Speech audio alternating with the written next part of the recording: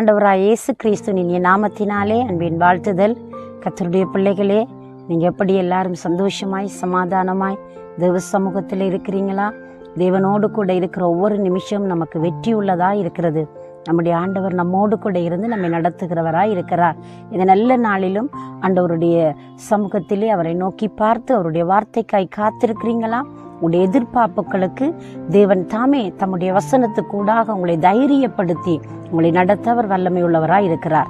இந்த நாளிலும் நாங்கள் 94ஆம் சங்கீதம் 22வது வசனத்தை நாங்கள் தியானம் பண்ண போகிறோம். இந்த வசனம் இப்படியாய் சொல்லுகிறது: கர்த்தரோ எனக்கு அடைக்கலமும் என் தேவன் நான் நம்பியிருக்கிற கன்மலையுமாய் இருக்கிறார் என்று சொல்லப்படுகிறது.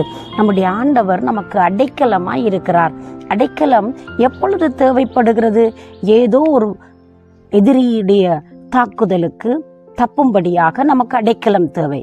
ஏதோ ஒரு இடத்திலே இருந்து நாம் பாதுகாக்கப்படுவதற்கு நமக்கு பாதுகாக்கிற ஒரு மறைவிடம் நமக்கு தேவையாய் இருக்கிறது. அது மட்டுமல்ல, எதிரியுடைய அம்புகள் வருகிற பொழுது அவைகளிலிருந்து நம்மை தற்காத்து நாம் பாதுகாக்கப்பட்டு இருப்பதற்கு நமக்கு அடைக்கலம் அவசியமாயிருக்கிறது. இப்படிப்பட்ட பல விடயங்களுக்கு நாம் சிக்குகிற பொழுது நமக்கு ஒரு பாதுகாப்பை கொடுக்கிறது அதை அடைக்கலம் என்று நாங்கள் கூற முடிகிறது. இந்த இடத்திலே சங்கீதக்காரன் தாவீது சொல்லுகிறார், கர்த்தரோ எனக்கு அடைக்கலமாயிருக்கிறார், நான் தேவனை நம்பி இருக்கிறேன், அவர்தான் என்னுடைய கன்மலையாய் இருக்கிறார். அன்பு பிள்ளைகளே, நாங்கள் இந்த நாளிலே இந்த வசனத்தின்படி கற்றுக்கொள்ள முடிகிறது ஒரு விடயத்தை நாங்கள் அவதானிக்கலாம். தேவன் நமக்கு அடைக்கலமாயிருக்கிறார். நாங்கள் நம்புகிற பொழுது கன்மலையிலே எந்த எதிரியுடைய தாக்குதலும் இல்லாதபடி கன்மலையிலே இந்த குளிமுசல்கள் என்ன செய்கிறதாம், அங்கே போய் அங்கே தனக்கு ஒரு மறைவிடத்தை அமைப்பதற்கு, தன்னை தற்காத்துக் கொள்வதற்கு கன்மலையே அது தெரிவு செய்கிறதாம். அந்த வண்ணமாய் கன்மலையிலே அதற்கு இருக்கிற நம்பிக்கை என்ன?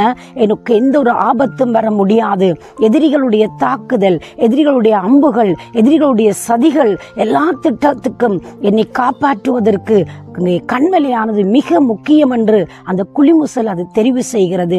அவைகளை பார்க்கிலும் நம்முடைய ஆண்டவர் தம்மால் படைக்கப்பட்ட மனுக்குலத்திற்கு அவரே அடைக்கலமாயிருக்கிறார், அவரே கன்மலையாயிருக்கிறார். எப்பொழுது தெய்வம் நமக்கு கன்மலையாகவும் அடைக்கலமாகவும் மாறுகிறார் என்றால், நாம் அவரை நம்பி இருக்கிற பொழுது, நாம் அவரை சார்ந்து கொள்கிற பொழுது. மனிதனிடத்தில் ஒரு சுய பலன் இருக்கிறது, மனிதனிடத்தில் சுய சக்தி இருக்கிறது, அதனாலே காரியங்களை அவர்கள் செய்கிறார்கள், அது உண்மைதான். ஆனால் அவைகள் நடுவிலும் நாம் ஆண்டவரை சார்ந்து கொண்டு அவரை நம்பிக்கொண்டு, ஆண்டவரே நீர் என்னை நடத்தும், எல்லா தீங்குகள், எல்லா தீமைகள், எதிரிகள், சதிகள், நாசமோசங்களுக்கு என்னை விலக்கி காத்துக்கொள்ளும் என்று சொல்லி நாங்கள் ஆண்டவரிடத்தில் சரணடைகிற பொழுது, அவரை நம்பிக்கொண்டிருக்கிற பொழுது தெய்வம் நம்மை காத்து நடத்த வல்லவராயிருக்கிறார். சங்கீதக்காரன் தாவீதுடைய வாழ்க்கையிலே பலவிதமான அசௌகரியங்களுக்கு அவர் முகம் கொடுத்ததுண்டு, பலவிதமான வேதனைகளை சந்தித்ததுண்டு, பல எதிர்ப்புகளுக்கும் எதிரிகளுடைய சதிகளுக்கும் அவர் சிக்கி தவித்த நேரங்கள் உண்டு. ஆனால் அந்த நேரத்தில் எல்லாம் தெய்வத்தை நம்பிக்கொண்டு, ஆண்டவரே எனக்கு அடைக்கலமாயிரும், ஆண்டவரே எனக்கு நம்பிக்கையாய் வாரும் என்று சொல்லி அவர் கூப்பிட்ட ஒவ்வொரு வினாடியிலும் தெய்வம் அவருக்கு உதவி செய்திருக்கிறார். இந்த காலை நேரத்திலே நீங்கள் அப்படிப்பட்ட ஒரு உதவியை நாடி நிற்கிறீங்களா? அப்படிப்பட்ட ஒரு உதவி உங்களுக்கு தேவையாயிருக்கிறதா?